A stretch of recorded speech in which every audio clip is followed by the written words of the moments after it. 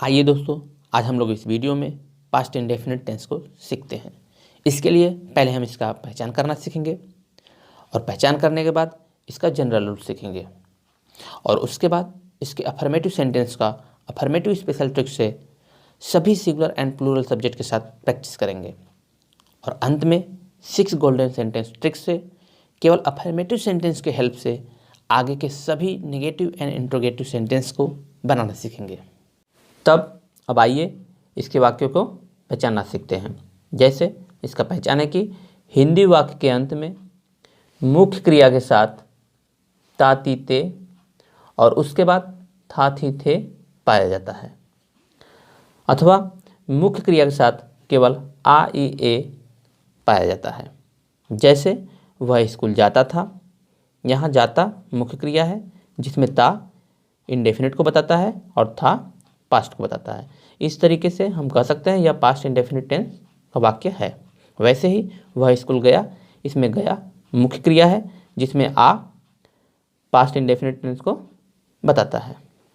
तब आइए अब पहचान कर लेने के बाद अब हम लोग जनरल रूल को सीखते हैं। इसका जनरल रूल है कि अफर्मेटिव सेंटेंस में सभी सिंगुलर एंड प्लूरल सब्जेक्ट के साथ वर्ब का सेकेंड फॉर्म यूज होता है। वैसे ही नेगेटिव सेंटेंस के साथ डिड नॉट प्लस वर्ब का फर्स्ट फॉर्म यूज होता है और इंट्रोगेटिव सेंटेंस के साथ डिड प्लस वर्ब का फर्स्ट फॉर्म यूज होता है। यहाँ पर आप स्पेशली ये ध्यान दीजिएगा कि नेगेटिव एंड इंट्रोगेटिव सेंटेंस में वर्ब का फर्स्ट फॉर्म यूज होता है। ओनली अफर्मेटिव सेंटेंस में ही वर्ब का सेकेंड फॉर्म यूज होता है।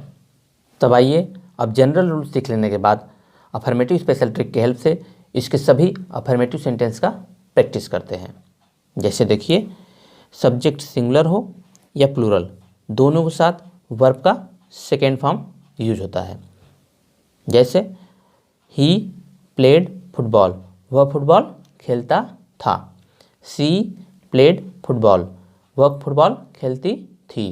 राज प्लेड फुटबॉल, राज फुटबॉल खेलता था। बॉय प्लेड फुटबॉल, लड़का फुटबॉल खेलता था। आई प्लेड फुटबॉल, मैं फुटबॉल खेलता था। यू प्लेड फुटबॉल, तुम फुटबॉल खेलते थे। They played football, way football खेलते थे। वी प्लेड फुटबॉल, हम फुटबॉल खेलते थे। बॉयज प्लेड फुटबॉल, लड़के फुटबॉल खेलते थे। इस तरीके से आप खुद से भी कुछ नए शब्द लेकर प्रैक्टिस कर सकते हैं। जैसे प्लेट की जगह आप चाहें तो वेंट ले लीजिए और टू स्कूल फुटबॉल के स्थान पे लिखकर आप खुद से भी प्रैक्टिस कर सकते हैं। जैसे he went to school, she went to school, Raj went to school, boy went to school, I went to school, you went to school, they went to school, we went to school, boys went to school. इस तरीके से आप other भी verb लेकर उसका second form लिखकर practice खुद से कर सकते हैं। तब आइए, जब आप अफर्मेटिव सेंटेंस को बनाना सीख लिए हैं तब आपके लिए नेगेटिव एंड इंट्रोगेटिव सेंटेंस को बनाना एकदम आसान हो जाएगा। उसमें आपको 6 गोल्डन सेंटेंस ट्रिक बहुत ही हेल्प करेगा। बट उसके लिए आपको हिंदी का वाक्य हो या इंग्लिश के, इसका सीक्वेंस ध्यान में रखना होगा। जैसे हिंदी के वाक्यों को पहले सीक्वेंस को समझ लेते हैं। जैसे इसमें क्या ध्यान देना है आपको कि पहले से तीसरा बनता है, तीसरे से पांचवा। वैसे ही दूसरे से चौथा, चौथे से छठवां। तो अब देखिए पहले से तीसरा और तीसरे से पांचवा कैसे बनता है। पहला सेंटेंस क्या है? साधारण वाक्य है। तीसरा क्या है? ये इंट्रोगेटिव सेंटेंस है, मतलब प्रश्नवाचक वाक्य। इसमें देख रहे हैं क्या पहचान है कि पहले सेंटेंस के आगे हमने क्या लिख दिए तो वो तीसरा सेंटेंस बन गया। वैसे ही अब पांचवा क्या है?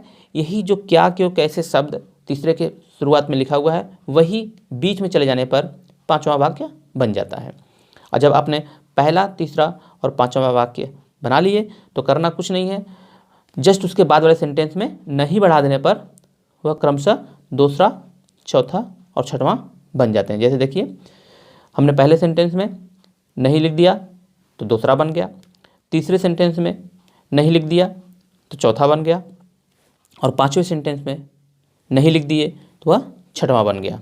इस तरीके से आप इसका सीक्वेंस समझ सकते हैं। तब आइए अब इंग्लिश में वाक्यों के सीक्वेंस को समझते हैं और पहले सेंटेंस की हेल्प से आगे के सभी सेंटेंस कैसे बनते हैं इसके ट्रिक को समझते हैं। इसमें आपने पहले सेंटेंस को बनाना पिछले ट्रिक में ही सीख चुके हैं। जैसे वह फुटबॉल खेलता था, इसका ही प्लेड फुटबॉल होगा, जो कि आप अफर्मेटिव स्पेशल ट्रिक में सीख चुके हैं। तो यहाँ पर आपको बस सीखना है कि पहले सेंटेंस से दूसरा सेंटेंस कैसे बनता है और आगे के सभी सेंटेंस कैसे बनते हैं। तो जैसे देखिए, पहले सेंटेंस से दूसरा सेंटेंस को बनाने का यह रूल है कि पहले सेंटेंस में हेल्पिंग वर्ब के बाद नॉट बढ़ा देने पर वह दूसरा सेंटेंस बन जाता है। तो यहाँ देखिए, पहले सेंटेंस में हेल्पिंग वर्ब नहीं है, बट यदि होता तो क्या होता, यहाँ पर डिड होता। तो डिड होने पर हम क्या करेंगे, ही के बाद डिड नॉट लिख देंगे, उसके बाद बचे हुए शब्दों को उतार देंगे। बट एक रूल और है कि जब वाक्य में एक बार सेकेंड फॉर्म यूज हो गया होगा तो उसके बाद जो भी मेन वर्ब होगा उसका फर्स्ट फॉर्म यूज करेंगे। तो हमने क्या किया, डिड नॉट के बाद प्लेड की जगह पर हमने प्ले लिख दिया और बाकी फुटबॉल को वैसे ही उतार दिया। इस तरीके से हमारा पहले सेंटेंस से दूसरा सेंटेंस बन जाता है। और जब आपने दूसरा सेंटेंस बना लिया तो अब तीसरा सेंटेंस बनाने की बारी आता है। तो तीसरे में क्या करना होगा, वही पहले सेंटेंस से हेल्पिंग वर्ब को निकाल कर बाहर लिख देने पर और बाकी शब्दों को उतार देने पर हमारा तीसरा सेंटेंस बन जाता है। जैसे देखिए, अब यहाँ पर क्या है, कोई हेल्पिंग वर्ब नहीं है, बट होता तो क्या होता, डिड होता। तो डिड होने पर हमने क्या किया, डिड को हमने निकाल कर आगे लिख दिया, उसके बाद बाकी शब्दों को उतार देंगे। तो देखिए, हमने ही को यहाँ लिख दिया। अब बात आता है प्लेड। तो वही बात कि जब एक बार वाक्य में सेकेंड फॉर्म यूज हो चुका है तो उसके बाद जो वर्ब होगा उसको फर्स्ट फॉर्म में लिखना होगा। तो हमने प्लेड को क्या किया, प्लेड को प्ले लिख दिया और बाकी फुटबॉल को फुटबॉल ऐसे ही उतार दिया।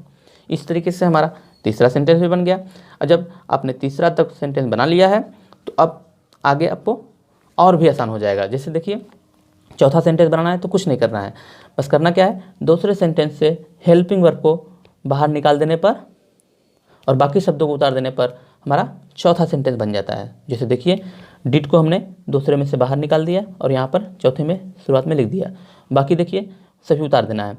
जैसे देखिए, डिड लिख लिए, उसके बाद ही नॉट प्ले फुटबॉल फुटबॉल। इस तरीके से हम जो है कि चौथा सेंटेंस भी बना लेते हैं। और जब तीसरा और चौथा सेंटेंस हम बना लेते हैं तो पांचवा और छठवां सेंटेंस बनाने में ज़रा से भी आपको मेहनत नहीं करना है। जैसे देखिए, तीसरे सेंटेंस के आगे हम क्वेश्चन वर्ड बढ़ा देंगे तो जो है कि हमारा पांचवा सेंटेंस बन जाएगा, और चौथे सेंटेंस के आगे क्वेश्चन वर्ड बढ़ा देंगे तो छठवां सेंटेंस बन जाएगा। कैसे, देखिए, जैसे यहाँ पर पाँचवें में हमने पहले क्या किया, क्वेश्चन वर्ड लिख दिए, मतलब यहाँ पर क्यों का वाई हो जाएगा, लिख दिए। उसके बाद तीसरे सेंटेंस को पूरा उतार देंगे। जैसे देखिए, वाई लिख दिए, उसके बाद did he play football football. इस तरीके से पांचवा सेंटेंस बन गया। अब देखिए, छठवां सेंटेंस में क्या है, वही क्वेश्चन वर्ड को पहले लिख देना है, उसके बाद चौथे सेंटेंस को पूरा उतार देना है।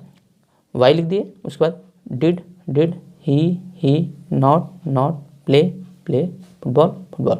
इस तरीके से चौथे से छठवां भी बन जाता है।